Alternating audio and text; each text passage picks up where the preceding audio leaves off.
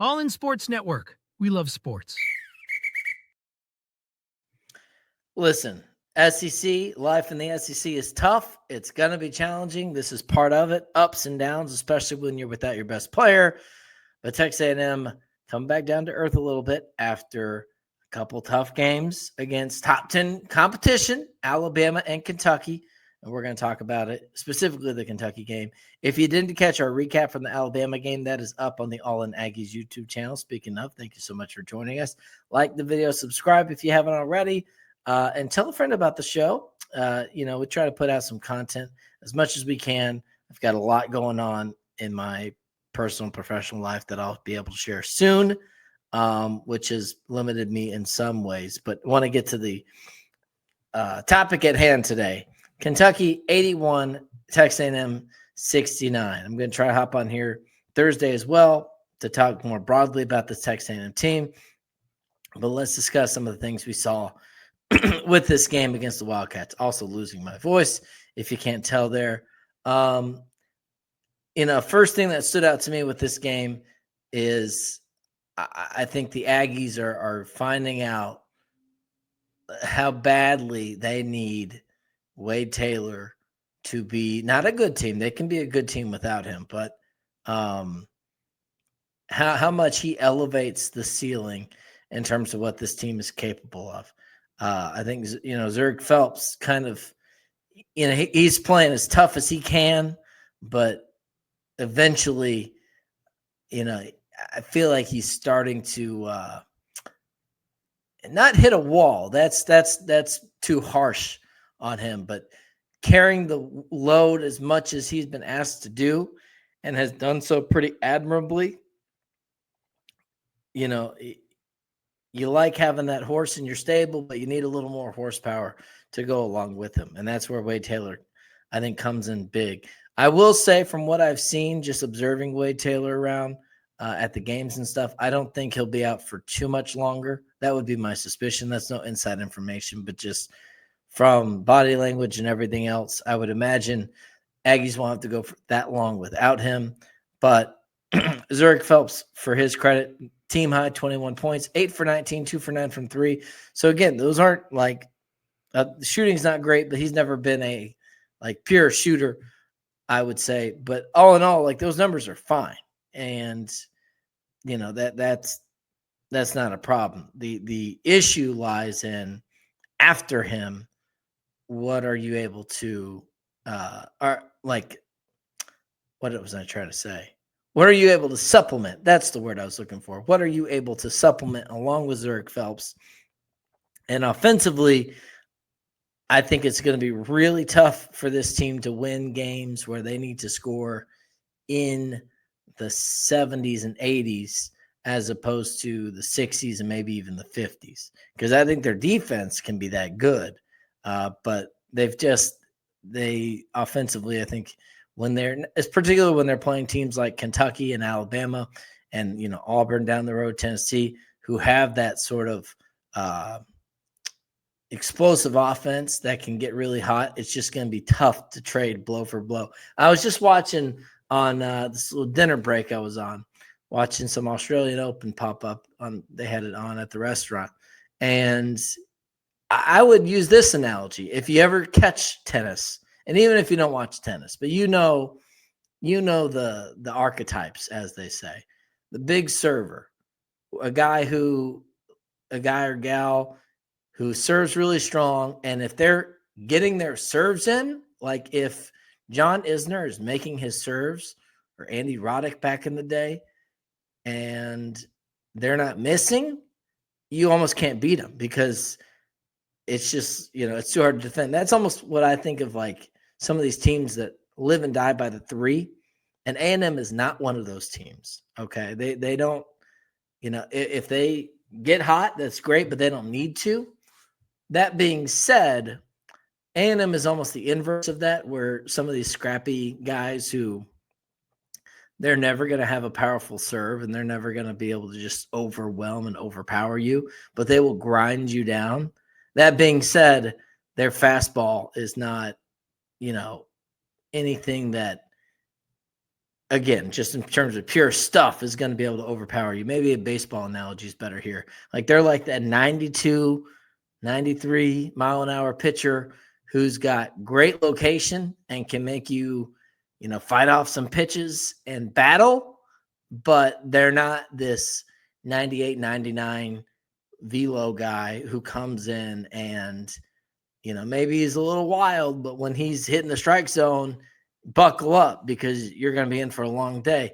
They're definitely offensively more the type that, you know, maybe they could get up to 95 if we're using this analogy. Maybe they can shoot 35, 36% from three on any given night and make 80% of their free throws and rebound and do all those things. It's possible, but they're never going to be elite in that regard. And with Wade Taylor, I think you're more likely to see some of those spurts, but without him, I think there's just too much heavy lifting to go all the way around, and it's starting to catch up with them. I'm not gonna say cost them, and again, I don't think it's like a fatal flaw. It is who this team is. Another thing I would say with the free throws is, I've always wondered, people talk about the need to press a pressing team, and I've always wondered, like, why is that? Why does that make sense? And I've never really found like a great answer for it. But the best thing I can think of, and I'm going to relate this to the free throw shooting for A&M, is, what do you think of when you think of pressing teams, zone defenses, all that type of stuff? You think of big, lanky, lengthy guys who have, sort of increased range, and they can get deflections and tip the ball just based off their physical athletic characteristics. But that's not necessarily conducive to a like Steve Nash type build who is like relatively proportional, coordinated, can handle the ball, and can, dribble and pass their way through this stuff. So you give like the big lanky guys the ball to dribble through a press or pass through a press. It's maybe not as pretty as when you flip it around and they're the ones applying the pressure. I think that sort of is some of the dynamic with A&M and their free throws. Not to say big lanky guys can't make their free throws, but I'm just saying, like, Solomon Washington being a good example.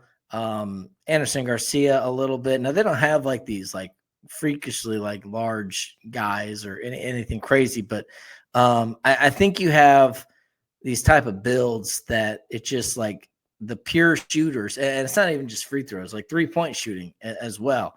Like they're just built for like a certain type of athlete that Buzz Williams likes to have on his team that puts an emphasis on versatility, rebounding, defense, all those aspects, which do not always necessarily correlate to skilled and shooting and, just pure, like aesthetically a nice, pretty shot and all this stuff. I know they work on their shooting. And again, that's not to say it's like impossible. If you're a certain build, you can't be a shooter. But Wade Taylor, I think, gives them a little bit of that just sort of more standard conventional guy who can be a ball handler, or because even like Zurich Phelps, not that like he can be a ball handler, but when you watch him play, he's a good example to me of you watch him play, and he's a guy that based off his skill set, his size and everything, he's going to want to get you at the top of the key, get a ball screen, drive downhill. And like that's where he and maybe mix in some mid-range, maybe mix in a step back three or a wide open three, but that's his game. I mean, Solomon Washington, we see what his game is, and then Buzz calls Anderson Garcia the Dominican Rodman, right? Like, so that's what their games are. And they have an abundance of those type of players, but they do not have not that they don't have, but it's such a luxury to have a guy like Wade Taylor who can carry you through some of those departments, whether it be free throw shooting or 3-point shooting or just facilitating the offense and, having to respect the outside threat more than these teams do. So specifically with the Kentucky game, so that's a long-winded. We haven't talked about Aggie basketball in a minute, so that's maybe a long-winded kind of sense of where I'm at with the team, at least offensively. Defensively, I think what alarmed me about the Kentucky game, not really alarmed me because this is nothing new. It's been this team, it's been this program, is they don't have. They're so versatile, switchable that they don't really have that big interior presence to like completely wall off some of these teams that can really hurt you in the paint in that way. We saw a couple drives, and I'm not just talking about Owe with his dunks, but just a couple possessions in the post where they were able to get inside and backdoor cuts and the like, and mismatches where if they're making A&M switch so much, and eventually they do get a Manny Obaseki on like a big post player, and that's not anything against Manny, but just it's tough. Like that's again what you live with the way they like to play. You get what do you get? You get the guys like Anderson Garcia who are 6'8", 6'9", and can defend the perimeter and have length and challenge three-point shooting, which the Aggies have been fairly good at so far this season. And in terms of their defense, you gain that, and what do you lose? You lose a little bit on the inside. I still don't think teams, even Kentucky, have done a great job at capitalizing on that, but I think if and when A&M starts to face these teams that really go through a guy like that in the post, that could present them some troubles down the road. Now, I will say they did beat Creighton earlier this year, who has one of the best of those guys in the country with Kalkbrenner in that regard. So it's not like it's impossible. And we saw them take down Colin Castleton and with Florida when they had him, and there's been a handful of teams that are very prominent in that way. And we see across the country, like Purdue, when they have whenever they lose, because Purdue always has like 7-footers. A&M beat Purdue. Great, I think their like really big guy got hurt, but I'm talking about Purdue of past years with Edie and the likes. But you see, it's just a vulnerability for A&M and something to be mindful of. It's one of the trade-offs, though, because it'd be one thing if it was vulnerability and you were never cashing in. Getting back to this game, additionally, I think defensively they were playing pretty well early on. And the thing that stood out to me right around I'm trying to find what the minute mark was, but A&M had a slight lead in the first half. I think it was 5-minute mark. They're up 22-19. They give up a 3. And then at that point, they had been playing pretty good defense. If you can go into the half, they hit a 3 to make it 22-22. You go into the half, 30 points a pop, let's say. And then, again, this game is played in the 60s. I think you have a chance. But it just felt like Kentucky was, they missed some shots. They weren't capitalizing.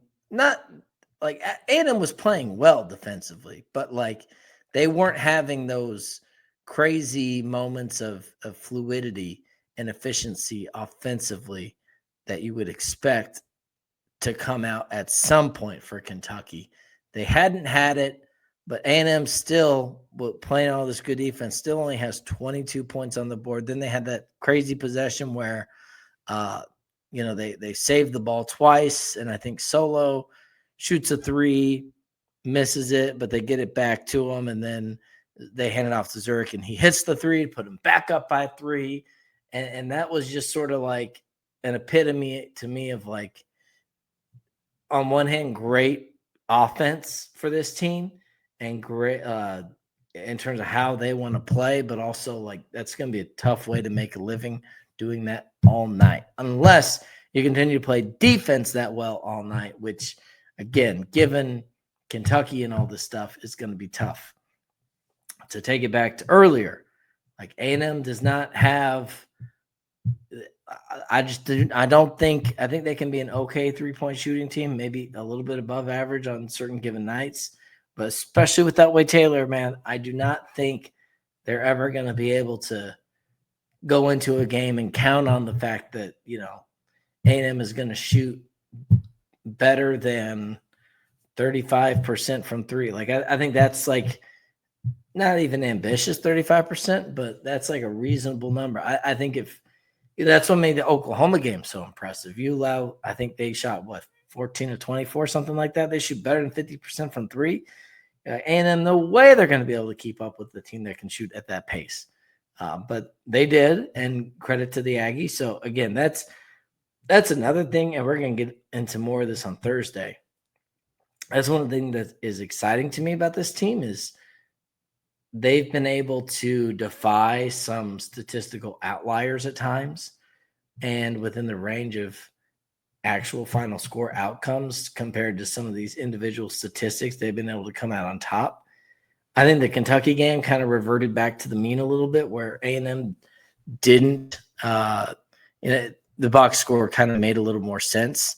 And also, by the way, I'm talking about, and again, we're going to talk more about this on Thursday. I'm talking about like you shoot 2 for 19 against Texas from three and you still win by 20 points. Like that just doesn't happen. Okay. And again, I think A&M, less the anomaly there is A&M not being great at 3-point shooting, but then being able to win games like that by 20 points.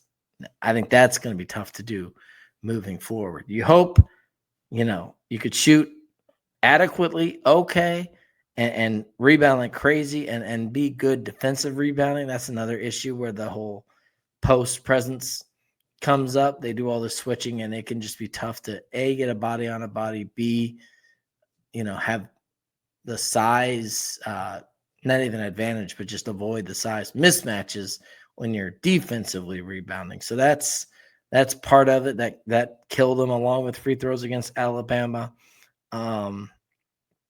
Flip it over to Kentucky side. I think obviously our good friend Jackson Robinson had a really good game. He was spark plug for him. I thought, the dunks from Owe were not even just the dunks themselves, but like those plays kind of epitomized what you felt like was coming at some point. Like if you're on the road in a conference basketball game against a high-level opponent, they are going to have their moment where everything's going their way, whether they're up 20 or whether they're down 8. It's going to feel like to those people in that building, here we go. Either we're about to put them away or we're closing the gap, and this is the comeback. It starts now, that type of thing. And those were some of the plays that I felt like gave Kentucky some of the confidence that, hey, things are moving. We're heading in the right direction. Andrew Carr had a couple, high energy plays. Lamont Butler played. He was getting smacked every time I looked up on the screen, taking like an elbow here, a shoulder there, a kick to the face incidentally here. I thought he showed a lot of toughness, just in terms of fighting through some things, and ultimately just too much for A&M to overcome. Final score again, 81-69. I'll wrap this up here shortly, but some of the big statistical takeaways, and this is what I'm talking about. First half 3-point shooting for A&M, 7 for 18. That's pretty good, 38%, 39%. Second half, 0 for 12. And again, I don't think 0 for 12, you can count on that. I don't think 7 for 18 might be a little generous, but they finished 7 for 30, 23%. I think, even if that's 30%, you're still talking about like a down by 4 or 5. And then, the missed free throws down 64% from the line, missed free throws, 9 missed shots total. Tough to overcome when you can't score in volume maybe as easy as other teams. Still got a lot of talent.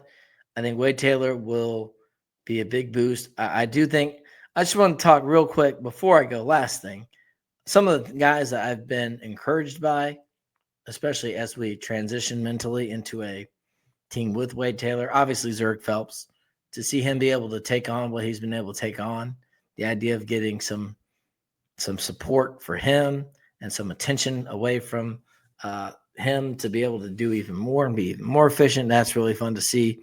I think Hayden Hefner, he's shown glimpses to me of like being able, again, you don't need Hayden Hefner to be this JJ Redick, like knocking down, 15, 18 points and just being like automatic or whatever. You just need like in that second wave off the bench, not even like sixth man necessarily, but just you just need somebody who can come in and while Zurich and Wade, or even if they're both out there, I was going to say when Zurich and Wade are getting some rest or whatever, they can come in with that second unit and provide a little bit of a spark and something to keep them honest, and not just as a shooter. Like he's been able to rebound decently well and do some things here and there. I think his defense has been fairly solid from what I've seen. So I've been encouraged with Hayden Hefner. If he can continue that trajectory, I think Solomon Washington's been playing excellent defensively. Would like to see, it'd be nice that for him not to have to take on as much offensively and just kind of focus on his role. I think Henry Coleman at times has been, especially against Alabama, like shown some fight and shown some resurgence to him, again, sort of being another option after, Pharrell Payne has been phenomenal. I think just when asked to do what he does, I mean, he's been amazingly efficient. So I think you have the interior post. Hopefully Henry Coleman can kind of spell for Pharrell Payne inside when Payne's not on the floor. Hefner, again, can hopefully stretch it out a little bit more. Hopefully Solomon Washington can maybe do some things to along with Anderson Garcia, like as a 1-2 punch. And obviously everyone on the court stepping up in whatever ways they can. I'd say Jace Carter is another guy who could, maybe fill into some of those things Hayden Hefner could do as well. Zurich, a good compliment for him is Manny Obaseki. So, and Buzz has talked about this build being like a symmetrical team or symmetrical lineup on the court at any given point, having these guys who complement each other and sort of mirror each other's talents. So, I don't know. I think A&M's got plenty of pieces to work with. And again, it is a brutal schedule. Keep in mind, Kentucky, really good. Not just one of the best teams in the country, but offensively, hyper efficient. You've got LSU coming up Saturday. Then after that, you have Ole Miss, I believe. Yes, Ole Miss at the Grove, then go down to Austin. So I think the schedule eases up a little bit, especially with LSU and even Texas. Ole Miss will be tricky, but A&M should be able to get some wins, need to be able to get some wins because, again, toward the end of the schedule, it's going to get really difficult with Florida and Tennessee coming up later. Arkansas, who knows what you get with the Hogs. Like, it feels like they've got to be better at some point. Mississippi State's been kind of tricky. So, Florida can keep you honest. So it'll be a grind in the SEC, but that's where things stand through through 4 games in conference play. The Aggies 2-2, number 11 in the AP poll after the loss to Alabama. And then factor in the loss to Kentucky, which has not been reflected in the poll just yet, but chance to account for some of that with a performance Saturday against LSU. Ben Peck here, All In Aggies. Thanks so much for joining us. Like the video if you enjoyed this. Apologize for my voice and the energy, just going through it in a lot of different ways lately. But thank you for bearing with us. Let us know your thoughts, and we will see you next time right here on All In Aggies. All in Sports Network. We love sports.